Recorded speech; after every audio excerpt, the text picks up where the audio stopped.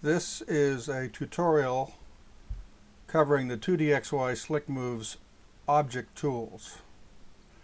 The object tools are Rotate Z, Mirror, and Resize. I want to recap briefly. If you remember, I hope you've watched the demonstration video, which explains that the 6 SlickMove tools are categorized in 2 categories. The green ones are the object tools. The yellow ones are arrangement tools, and they're covered in a separate tutorial. And then there's also 2 helper tools. The question mark brings up, that button brings up this help file come user guide. And there's also a Draw XY helper tool, which I'll cover also in this video as part of this tutorial. Just going to scroll down in the help file to see the definition of the object tools. You can pause the video to read this in detail if you like. But these 3 types of object tools, Rotate Z, Mirror, and Resize, act on each selected object in relation to its own local axes. Before we get started, I want to be clear about what I mean by object and what I mean by an object's local axes. So here you see a collection of SketchUp entities. SketchUp supports many different types of entities, from guides to faces, edges, dimensions, text. But the first thing you need to know is that SlickMoves only acts on what I call objects. And objects is the term I use for any component instance like this table or this chair, any group like this table with 6 chairs grouped together. This also is a group. This window is a group, a component instance. So SlickMoves only acts on objects, either components or groups. You'll see in the tutorial covering the arrangement tools that SlickMoves also uses faces and edges and guides to control arrangements. But edges, faces, and guides are never moved by any SlickMoves tool. Now each object has its own local axes, which depend on its orientation when it was first created. So let's review how you create objects. This is an existing group. Here we have a collection of faces that are geometrically identical to this group, but oriented slightly differently. So if I triple click on this and make it into a group, and triple click on this one and make it into, let's say, a component,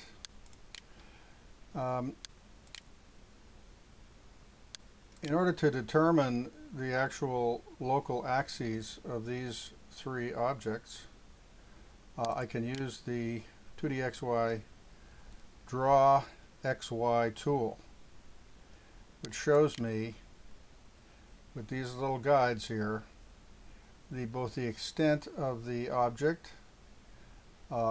This shows its z-axis at the center. This triangle indicates where the origin is. I can do the same thing for this one and this one. So you see that the orientation of the axes, X is always parallel to the global x-axis at the point of creation. Same with the y-axis and the z-axis. It defaults to be the same as the global axes at the point of creation. Now, of course, after it's created, it could be moved around, rotated, glued to different faces, and that, of course, changes its local orientation. So if I rotate this one, I'm actually going to use the 2DXY rotate tool and rotate this one.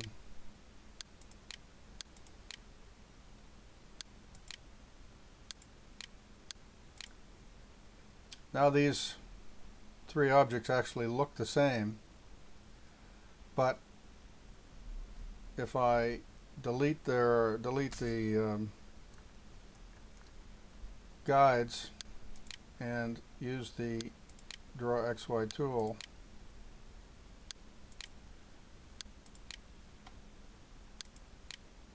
you can see that they actually have different axes now. The first one, of course, the origin is in the lower left. This one's been rotated so the origin is in the upper left. This one is the extent of it, as you see, and the origin is off here to the left. So they look identical, but their actual local axes are quite different. Now this is not normally necessary to understand this when you're using SlickMoves, but sometimes it's useful to know. So now let's look at a plan view of this chair here, which shows you what the Draw XY tool does. Again, showing with the triangle where the origin is. This line diagonal shows the corner opposite from the origin. There are also midpoints, and the extent is shown by this selection box. And if you look at it in 3D, you can see that, again, there's a guide up here showing the maximum Z extent at the bottom here, and then a short axis showing the center Z axis of the chair. There's also a center point at the bottom, which is going to be interesting to understand for the scale or resize function. And this chair, which has been rotated, you can see the origin is in this corner and so forth. So that's a introduction to how Draw XY works. When we move to 3D planes, and I'm showing some odd chairs here, and you can select multiple objects at once and draw XY on all of them. You can see that the chair on the roof here is oriented as you'd expect. This one here, the window component is an example of an object that when it's properly drawn or properly created, it's actually created flat on the XY plane, global XY plane, and the local axes are not necessarily at the bottom of the window. It's the local XY plane of the window acts as the cutting plane and gluing plane when it's glued to the wall. And similarly for this kind of skylight.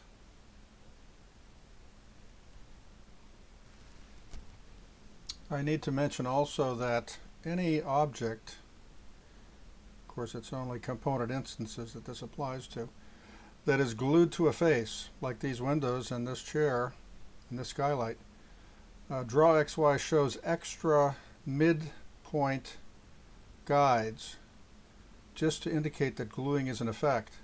So down here, this chair doesn't have these midpoint guides. This window does not, because they're not glued. So this is a helpful extra piece of information that shows you when glue is being used. So now that we understand these concepts, I'm going to actually start explaining how some of the SlickMove tools work, starting with the Rotate Z. The way it works, of course, is you select an object You can rotate it clockwise or counterclockwise, and by default these rotations are 45 degrees, but that can be changed, which I'll illustrate in a minute.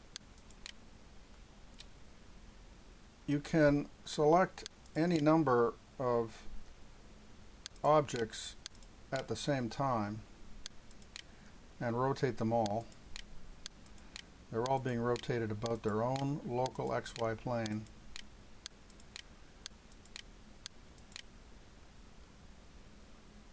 And they don't all have to be the same kind of object either.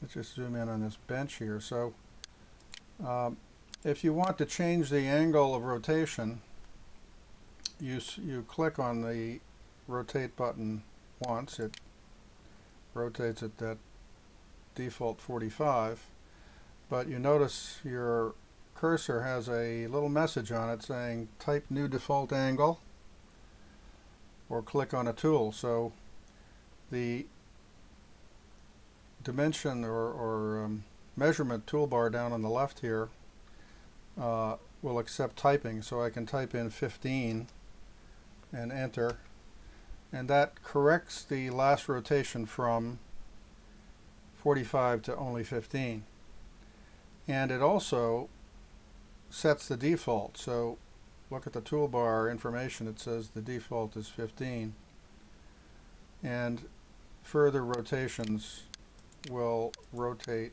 in multiples of 15. And if you want to change it back to 45, you type 45, and that's what you're going to get from then on. Now, because of this option of changing the angle, Rotate Z is the only tool in SlickMoves that doesn't return you immediately to the Select tool, because it's waiting for you possibly to put in a new default angle. So to finish the operation, you can either physically select the Select tool or just click in the anywhere in the view window to complete the rotate function. Of course, you can click on any other tool to complete the rotate function as well. The last thing I want to say about the rotate function is, don't be fooled if you've done something like this with a chair. The fact that it's not sitting on a surface doesn't mean that it's going to rotate in relation to that surface. It's still Draw XY, has its local XY plane at the base here, and any rotation is going to be around that local XY plane, not the surface that it seems to be sitting on. So now I'm going to move to the mirror function, and when you have asymmetrical objects like we do here, this door, it's very simple. You can rotate or mirror it about the y-axis. This step chest, I can mirror it about the its x-axis.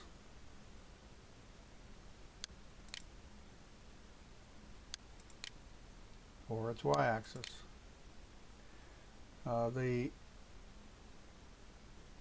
mirror tool is the only tool where it sometimes is necessary to know what the local orientation is. So by clicking on the Draw XY tool, I can see that the x-axis is in this direction and the y-axis is in that direction, so that helps me pick which of the two mirror functions to use. And of course you can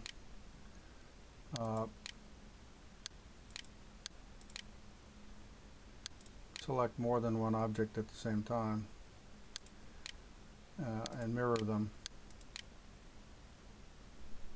as often as you like.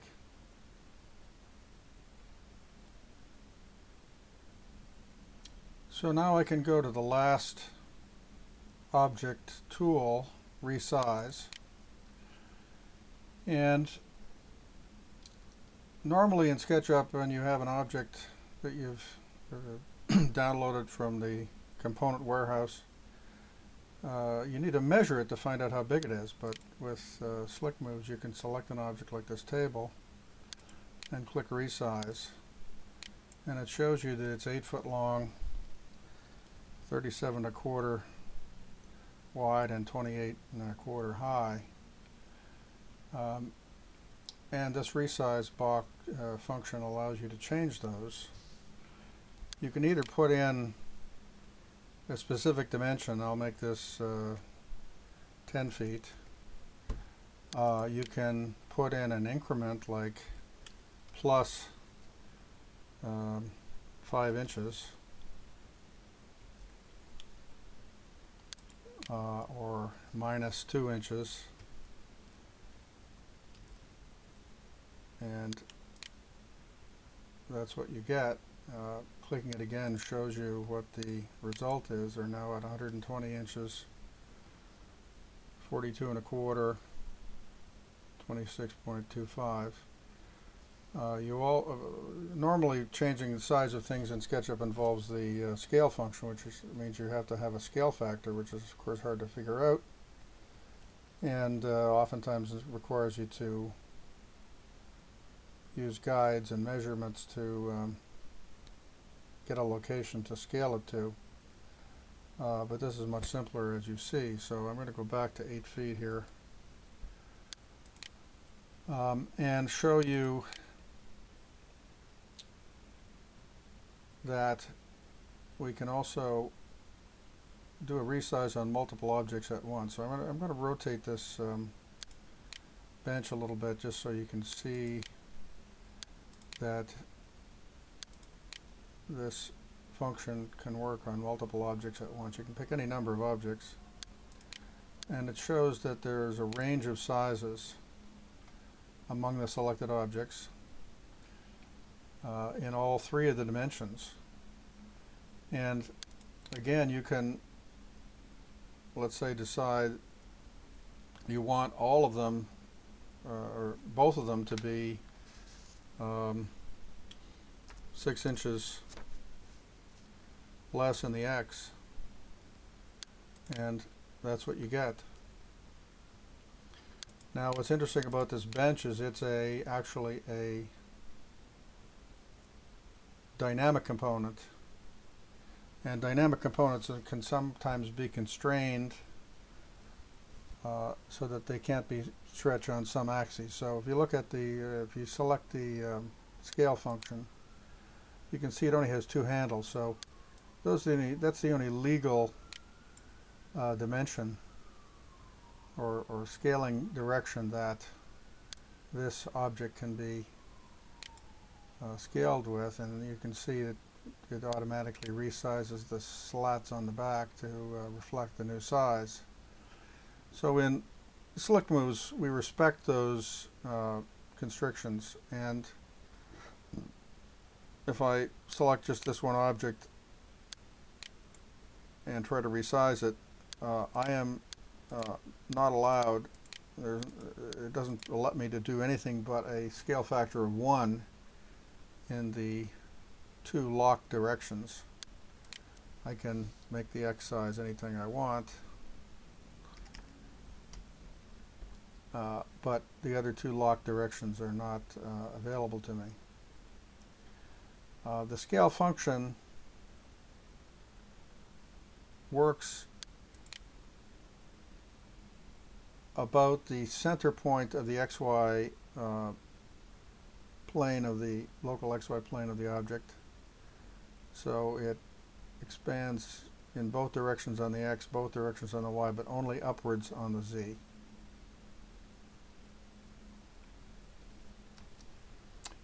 So that brings us to the end of this tutorial on the SlickMoves object tools. Next, you need to look at the tutorial on the arrangement tools, which you'll see nearby in the extension warehouse. So thanks for watching and have a nice day.